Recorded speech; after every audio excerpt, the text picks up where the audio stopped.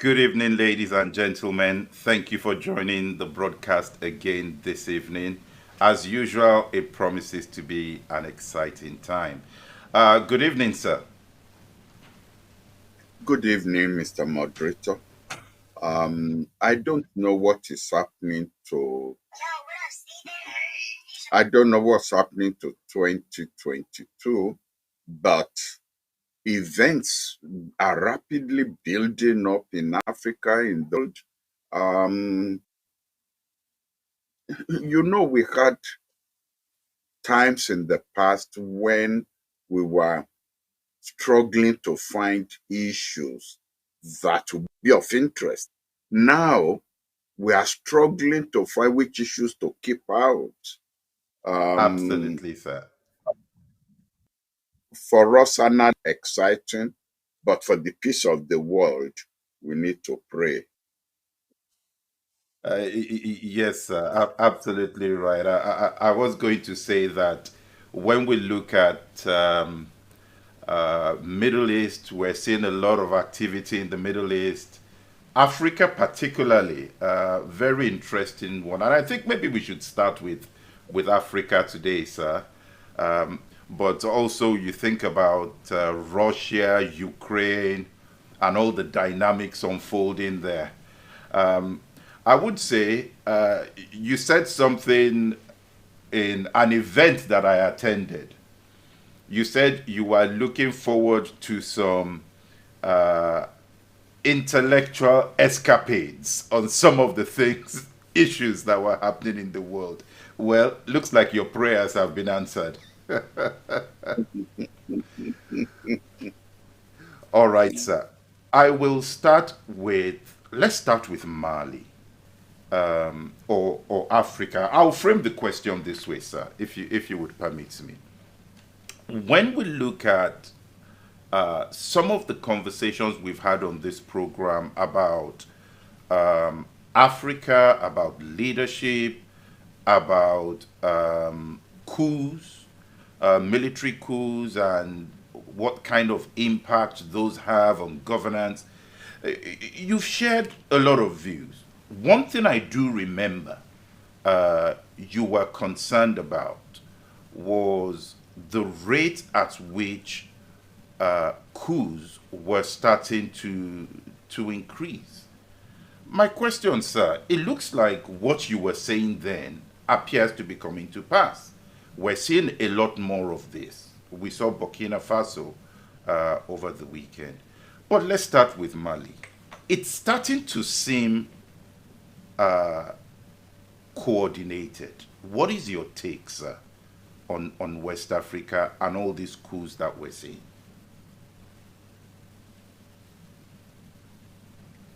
Well, in your submission, you've actually drawn attention to events that may be perplexing. And it reminds me of, again, that Roman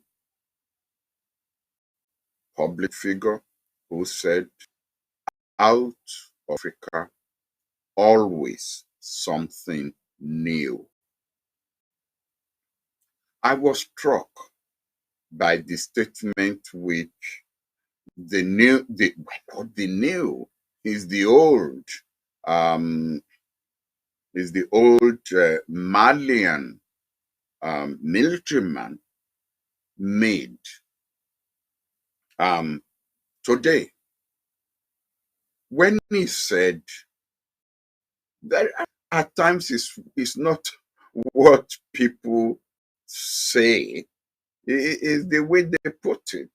He said, I am not Jerry Rollins, and I am not what's the name of that young president of Burkina Faso who was assassinated? Mm. I may not be Are you referring to Sadat? Captain. No. The president of Burkina Faso. He was my friend. He got assassinated by his deputy. Uh, oh dear, the name will come to me. So this military president of Mali says, I'm not Jerry Rawlings. I am not, that Burkina Faso captain. I am not a revolutionary. I am a reformer. I don't fear death because I face death every day on the battlefield. If the death comes, I welcome it. It's of mine. It's part of what comes with my responsibility. And I thought, wow, here's a man who is aware of the forces that are ganging up against him. ECOWAS, African Union, the United Nations Secretary General, whom I wish will stop making statements on Africa because I don't really understand Africa. He's from even the Spanish have a history in Africa, and it seems to me as if his views, that's the Secretary General of the United Nations, his views are colored by that.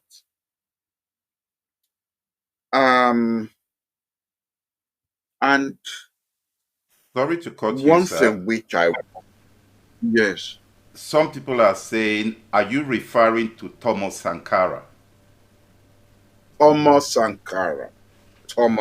Thank you, viewers. At my age, a few memories escape me. Thank you.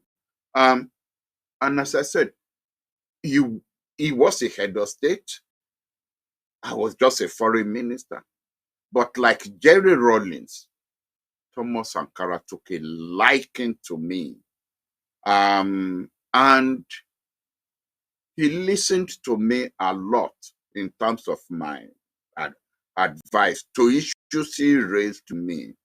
And I definitely, he was a visionary. Let me just put it, by making reference to the grandfather of them all, the Nkrumah School of African Renaissance. Now, let me put our viewers on alert that there is a lot of dissemination of news going on in regards particularly to Mali, not even to Burkina Faso, to Mali. And what do I mean by that? A statement was released called the communique of the Mali government asking the French troops to leave in 7 hours, asking us to breaking off diplomatic relations with France, basically cutting ties, economic, diplomatic, military ties with France. And then there was a video of the Russian military personnel who have been engaged by the Mali government, bringing in troops, bringing in military personnel dressed in the uniform of the Islamic State of West Africa, the jihadists, the jihadist troops in their uniform. And they turned out be French. Not were caught by the Russian military personnel attacking a Mali village. The Malian government disowned the community. What's going on? I don't know what to believe anymore. But what seems, if one can deconstruct several facts from these issues, is that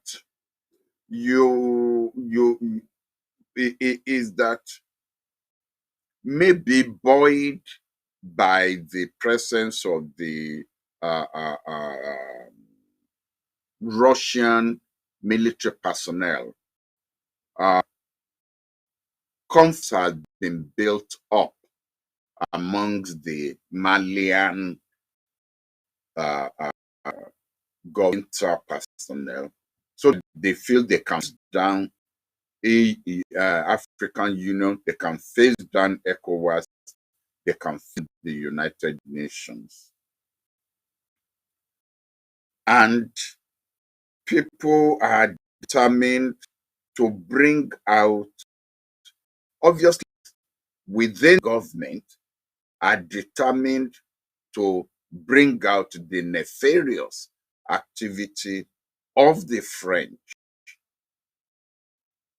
Let's us now look Guinea and look Burkina Faso. In all of this, one thing in common: former French colonies. And in all of these things we out, the French offered to abrogate the colonial past. We are now having problems.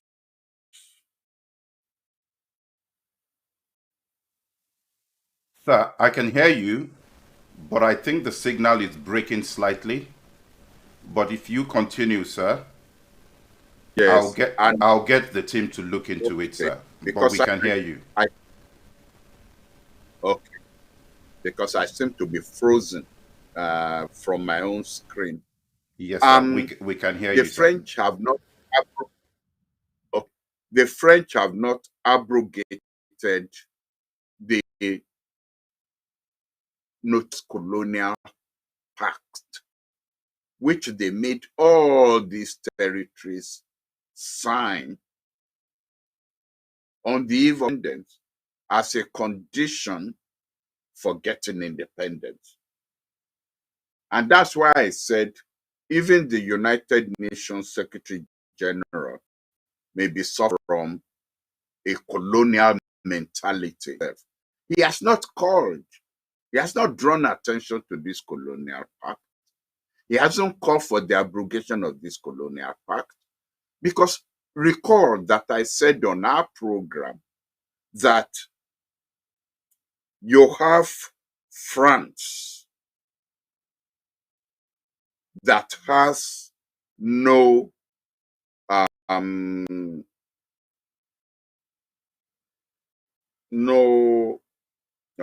no gold mines, and yet has a large gold, one of the largest in Europe, gold reserves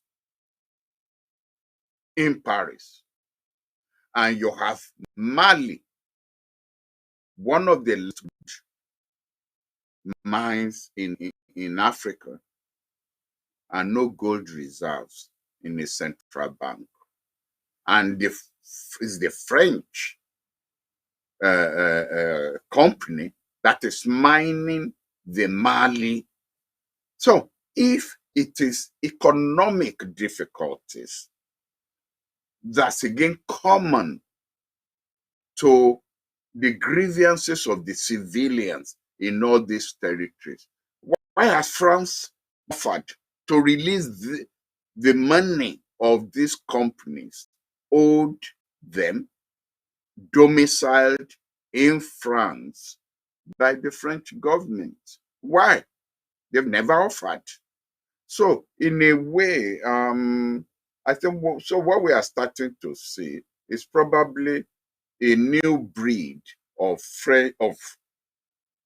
African military boys who are prepared to take on the French. And I say, well, in the process, we may lose our lives, but that it is worth it. We are no longer really going to be terrorized by military personnel. Sir, someone We are has just put a starting to comment see. here on Yes. one of the channels that the gaping vacuum left by the fall of Nigeria as a big brother and African medium power in West Africa is responsible for all of this. Would it have, what difference would Nigeria have made in what we're seeing in Africa now, or can still make going forward? That's a very good question. The French have spotted our weak point, Nigerian weak point. And even though I don't have any documents to show, the French have been in a position, if they had wanted to stop Boko Haram incursion from Chad, to stop the Islamic State of West Africa incursion into the northwest of Nigeria from Niger, and to stop the destabilization of West Africa, including Nigeria, by troops who were released when Gaddafi was arrested and his government was overthrown. For with the French and the Americans played, and the British played a big role. In fact, the destabilizing agent who came down south are from Libya. And who were the people who destabilized Libya? These people. Number two, you now notice the Nigerian government is aware of the nefarious activity of France, allowing the French to play a role in our private sector. Now, the French Legionnaire d'honneur, one of the highest medals in France, have been awarded for Nigerian millionaires, Nigerian billionaires, as France seeks to suck that emerging Nigerian business elite into its circle. And what that means is that when pushed to shove, the will have built a destabilizing agency on the not with the military, within the economic and business sector in Nigeria. Something which is top should have been put to it. If the Nigerian military itself had not allowed itself to be perforated by religious nationalities, we will have to stand up, play our role.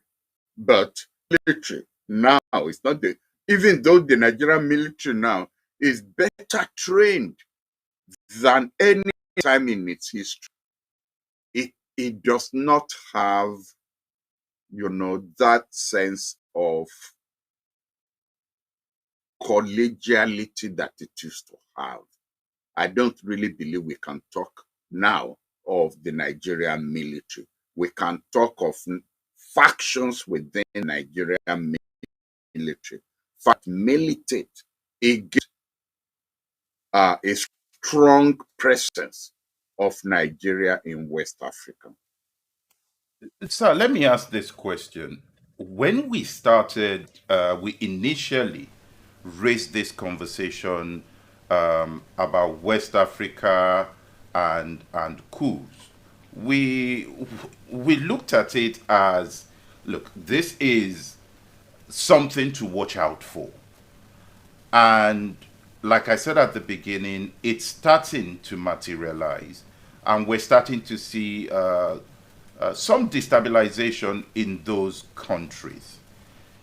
If someone was a leader in some of the other African countries that are neighbors to the ones who have fallen to military coups and things like that, some analysts have even started to call it the coup bloc of Africa. What should they be doing to protect their people, to protect democracy, and to protect the sovereignty of those nations, if indeed we're having other external parties interfere in the affairs of those countries? What should they be doing now? Number one, let's not panic. We're talking about actually, 4 countries. There may be 5, but I think we're talking about 4 countries: Mali, Burkina Faso, Guinea, and Sudan. Now, there are 54 countries in Africa.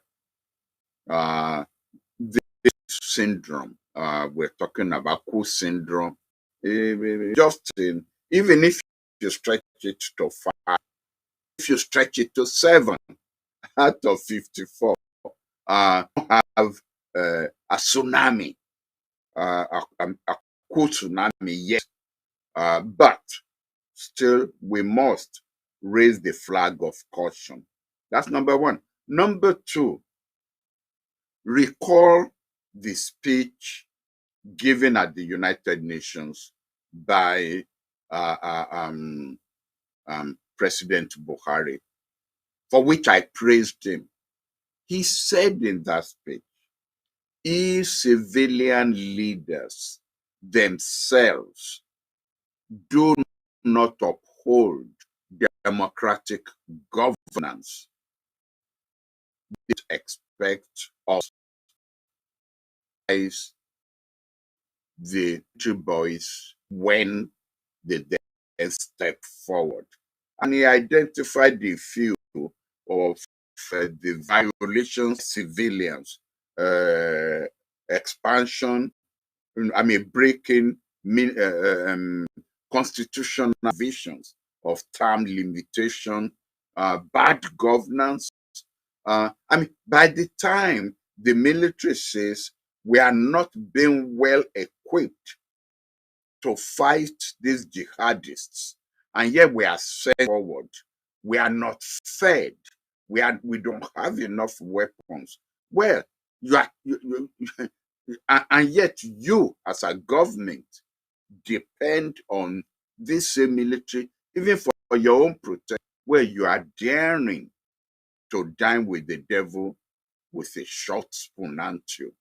So Buhari did say that, and I think that is still very relevant. The ECOWAS should not start playing like a broken record. You don't, in a way, I understand, of course, that representatives in ECOWAS are representatives of sitting government. So you may be asking them to commit suicide, to come up with statements criticizing their political bosses.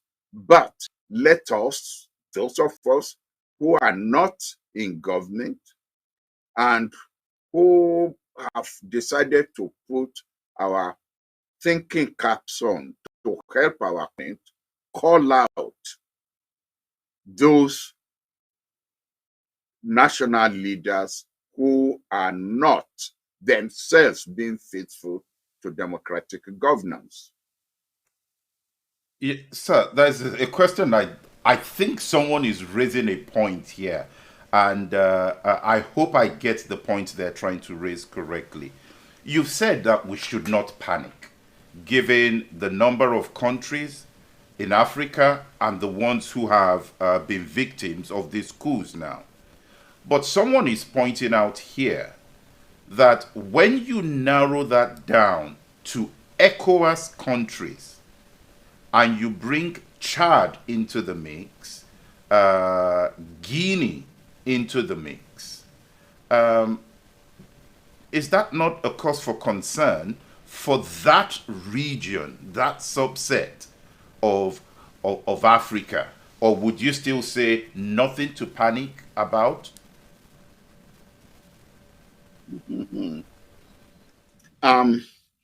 Even if you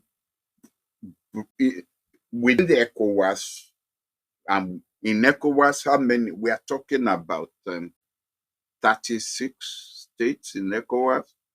I'd like somebody to call me out by changing that figure, since we have an active, interactive listeners, this evening. Well, Chad, Burkina Faso,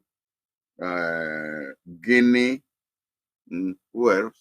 Mali, right? You still got Niger. 4. Niger. No, has that been military coup while I was sleeping? I don't think so. I don't The think so. unrest, I think I would say some of the unrest that's been happening in that block. Okay. So that's 5. So that's 5. Now, of course, we know that there will always be copycats, even where they're not justified. But then, see, that's where I then added that caveat. We are right to raise flags of caution. Um, but what I'm starting to sound now like the two-handed beast. On one hand, on the other hand, but this is the nature of political analysis. But the issue which I would really be interested in engaging our viewers is, what can we do? Yes, theoretically, ECOWAS, we could say ECOWAS should stop issuing these statements of condemnation. But then, as I said, representatives in ECOWAS not made up of scholars, journalists, analysts. They are made up of government representatives who will do as they are told by these same head of states who are guilty of misgovernance. There is an institution in ECOWAS called Council of Elders.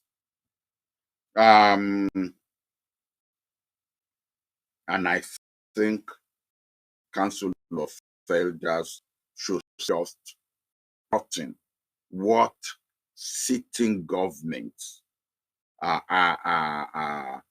should stop ignoring misgovernance. That's actually why they were set up, Council of Elders. And if they feel that that they cannot call out, even if it's by issuing general statements, they should still reign from the kind of statement have issued on issued on Burkina Faso within the past 48 hours, because the people are out on the streets in Burkina Faso. They are not engineered. I mean, I know enough about how military play civilians to show artificial support. That's not what's happening in Burkina Faso. There is genuine support in military authority in in Burkina Faso, limiting the the civilian government has failed to do. And I believe that maybe this is what we should then be urging this Council of Elders, as well as we ourselves, when we have the opportunity, calling out civilian leaders who are misgoverning their countries, and there are lots of them. Thank you for that, sir. I want to get your reaction to Ghana being appointed as a non-permanent member of the UN Security Council, because that's another place where Africa is now getting, or West Africa is now getting some more representation. What do you see that appointment bringing to West Africa? No, sorry.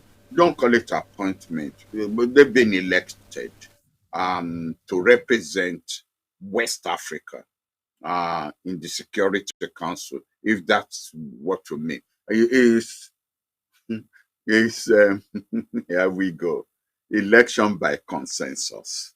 It means very little. It's rotation. It's Ghana's turn to occupy that seat, which it will occupy for 2 years.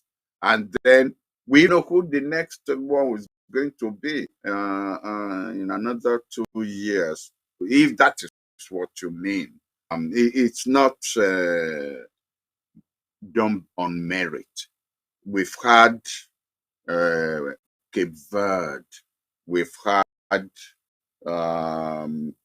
Equatorial Guinea, we've had Gambia occupy that seat as you rotated. It's one of the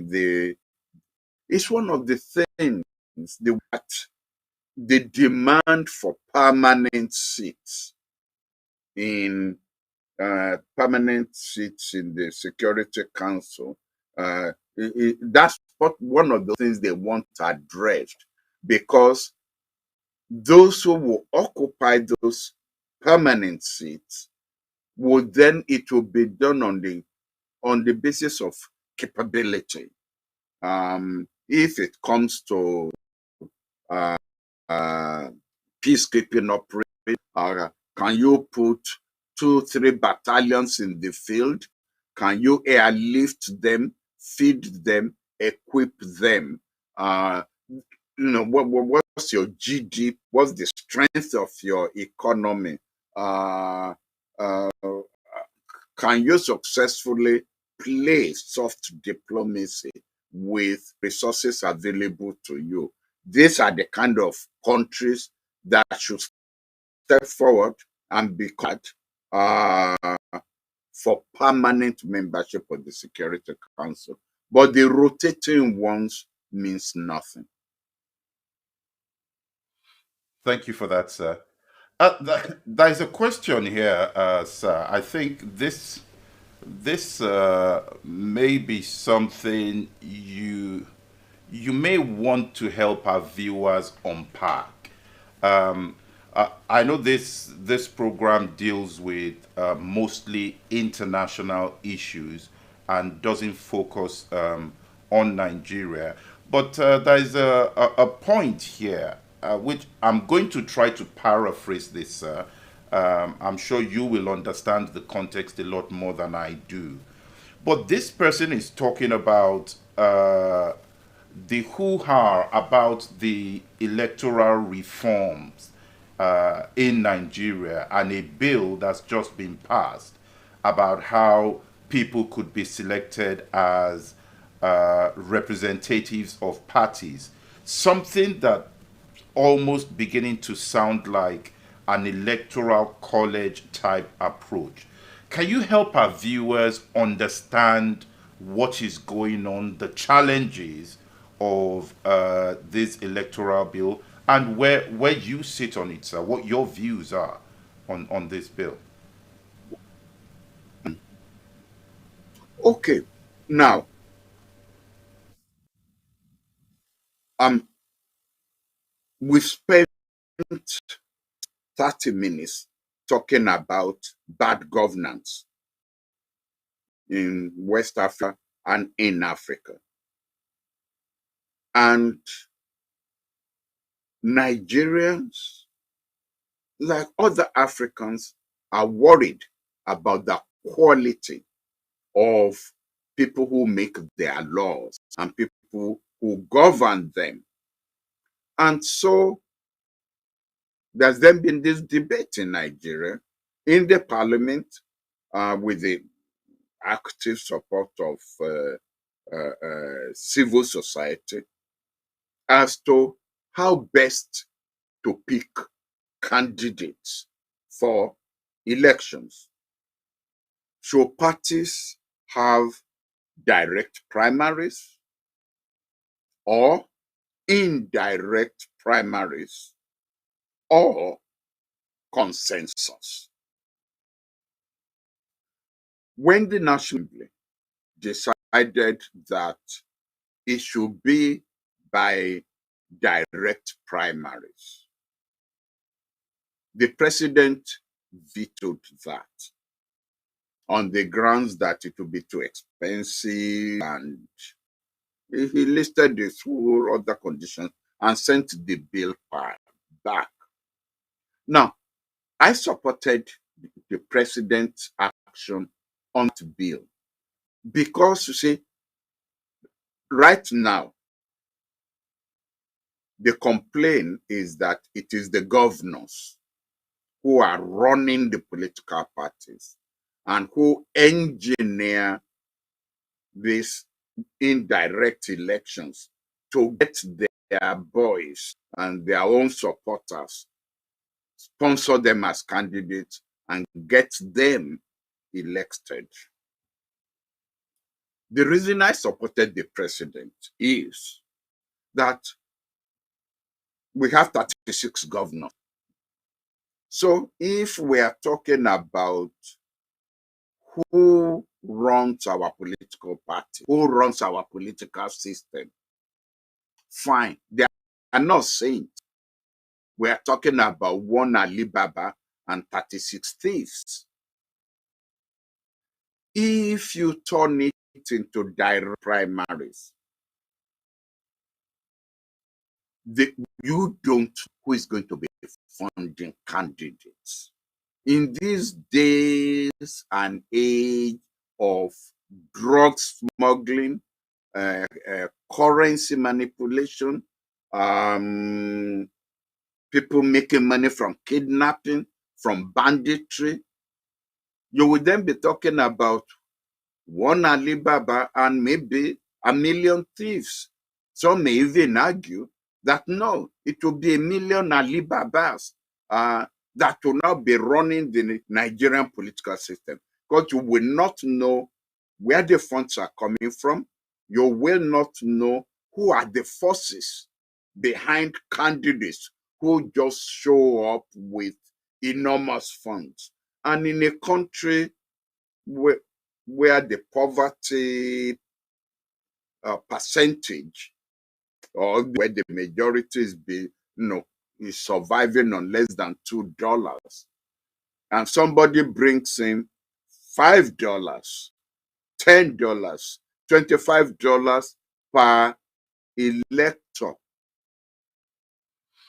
you've just gone from frying pan to fire. So I supported the president that let's continue to run a system of one Alibaba and the 36 thieves.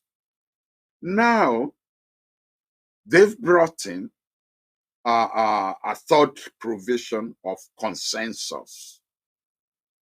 That bothers me because it means the leaders of a party, and usually how many are the leaders of a political party? 50 or even 100. They go to the conclave. I'm not a Catholic, so the Catholics should forgive me. Go into a conclave, lock the door, and then come out to say, this is our candidate by consensus. It provides for stability, but it's not democratic. Maybe we will get better candidates if the leaders of our political parties are motivated by goodwill. Maybe we will get better candidates that way.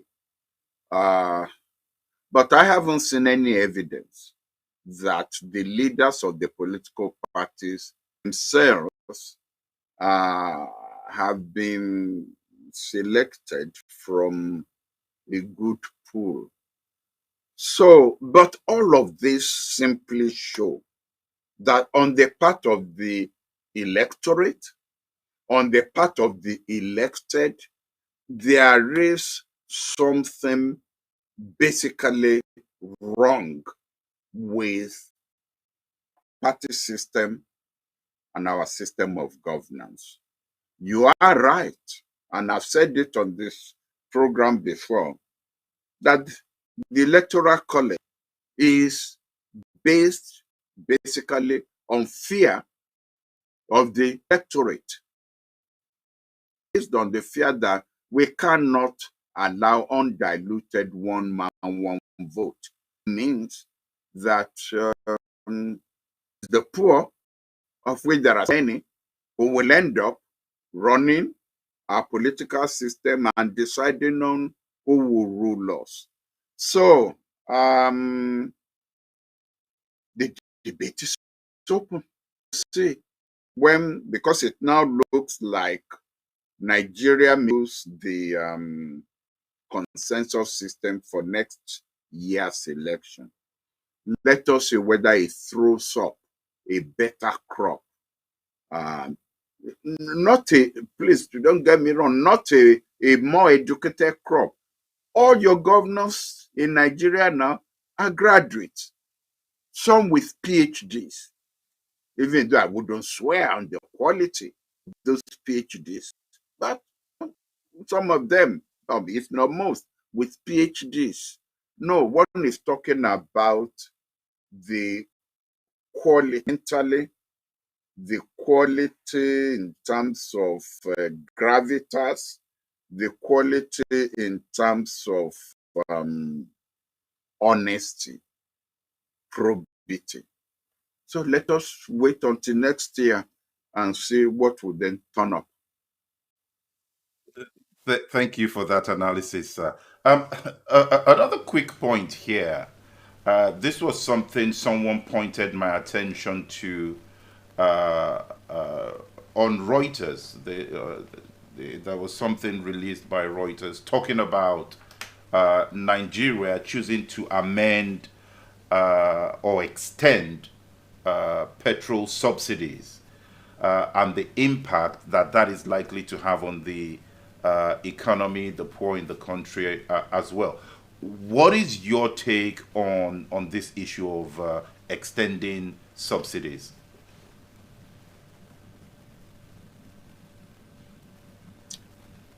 What I've often told my viewers, or if I'm giving a lecture, the audience, is that the issue of subsidy all over the world has been a clever scheme sold by the rich to the poor. Now, take the example of Nigeria. How many people benefit from subsidy? Because it's subsidy on petroleum, not on agriculture, not on education, not on health. Subsidy on petroleum we are talking about. How many Nigerians have vehicles? How many Nigerians have generators? I swear, 2%, 3%. Let us be generous, 5%. So it is 5% who are benefiting from the subsidy.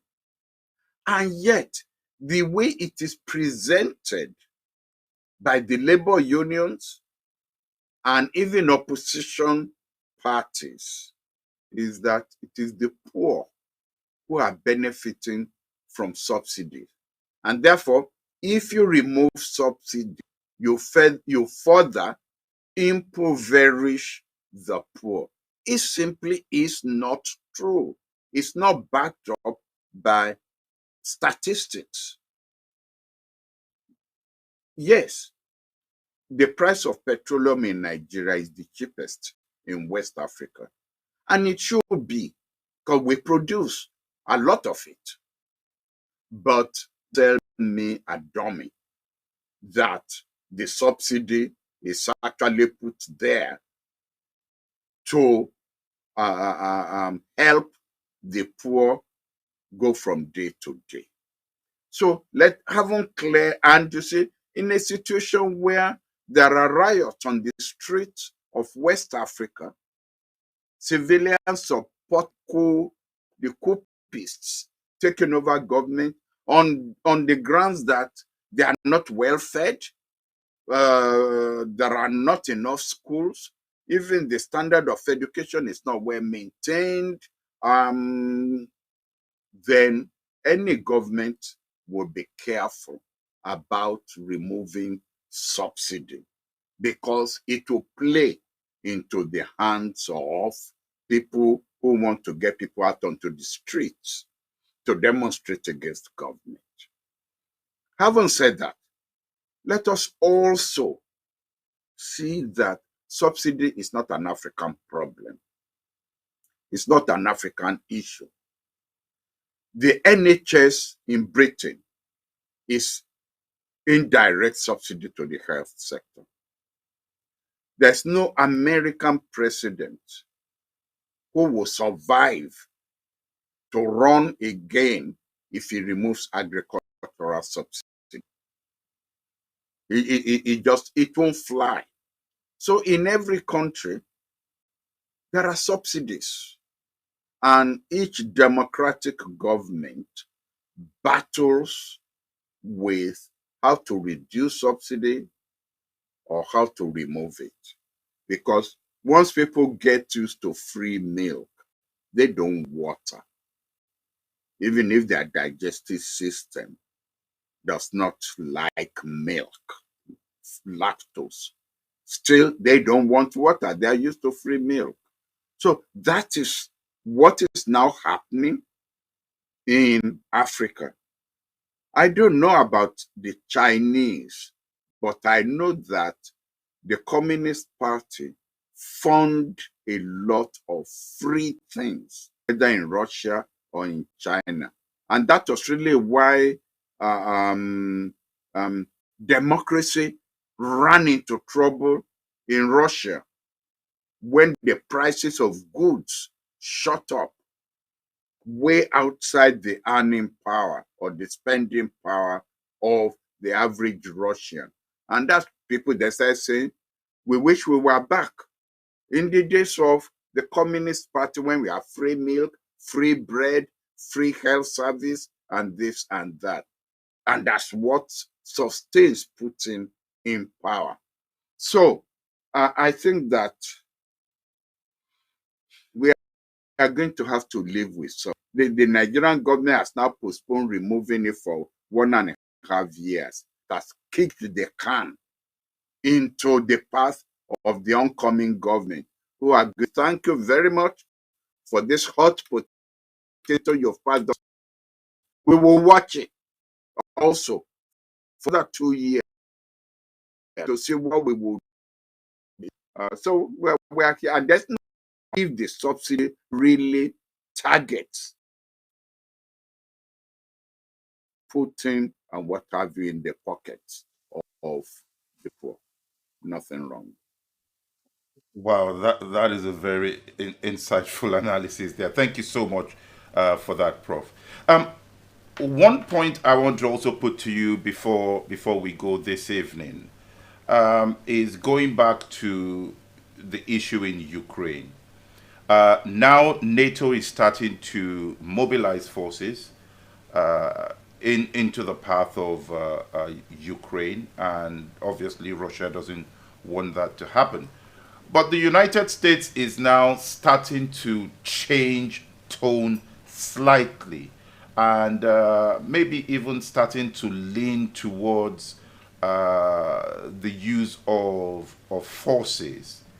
Do you think the US has come late in the game with this option they are now starting to talk about, and even the very severe sanctions that they're going to impose on Russia if Russia did attack?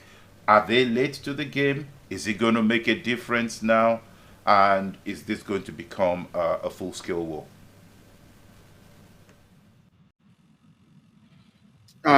I wish at times you will play snippets of what I had said on this issue. I said it was a sign of diplomatic immaturity for Biden to have taken the main option off the table before you even start to negotiate. Nobody does that. Just as Putin has kept all of them guessing going to do, they should have left that military option on the table for him to guess what will be the ultimate reaction of NATO or the United States. You are quite right that now, indirectly, they are now revving up the military option as a reply to Putin, but with a reluctant United States. I recall very well that at the time you raised this issue with me, I said I would have put the paratroop division on alert, if not even move it, that division, to Europe. Will you use it or not? I will keep putting guessing. But when you put 8,500 troops on alert, and then you are hedging and hawing about, well, you actually haven't signed their, action program, but just in case they are needed, they are going now through the back door of contribution to NATO, because Article 5 of the NATO treaty actually enjoins the United States to come to the aid of any NATO country that is under attack. Now, Ukraine is not a member of NATO. But, the moment you now start stretching factors of definition, where is our ally? It's not a of NATO, but whatever happens to Ukraine may happen to Latvia, may happen to, other, as Putin himself has played into their hands by saying one of his demands is that NATO should pull out of former members of the Soviet Union, including those who have already joined NATO. Now you can't do that and hope to get away with it. And that has now been a window of military opportunity for the United States to recalibrate how it should respond to Putin. But I'm starting to worry. Well, not that I'm starting to worry. I have said to earlier on when you raised this issue several months ago that I hope miscalculation will not lead to war. The American national security team, I think, should keep Biden from talking. Each time he talks, he creates more problems than if he's kept quiet. His definition of, well, if they only, if they only chew away from what does that mean? Aggression is aggression. Pregnancy is pregnancy. You cannot be half pregnant and no. He shouldn't have said that because that sent signals that, okay, so if we move in 10 miles into Ukraine, is that all right with you? Or if we move in 20 miles, is that all right with you? They should just keep him from talking and let the Secretary of State and Secretary of Defense be the main spokesman, but of policies approved by Biden. But I think we're into dangerous times now in the next 1 week. I don't even think it's up to 2 weeks. In the next 1 week, this issue either putting back or problems. Like you always say, sir, when these things happen, God help us all when Russia and the US decide to face off against themselves. Yes. But on that note, Yes. we have come to the end of the broadcast this evening. I hope we got a few things out of that. There were a few glitches I heard on the signal, but I think it stabilized in the end. But sir, once again, thank you very much for being there this evening. I know it's 9 o'clock for you there, but really want to appreciate coming out here every week to do these sessions. Thank you very much, sir, and thank you to our viewers and all the interesting comments this evening. Thank you. These are really good. And see you next week. We'll be back next week. Thank you. Bye for now.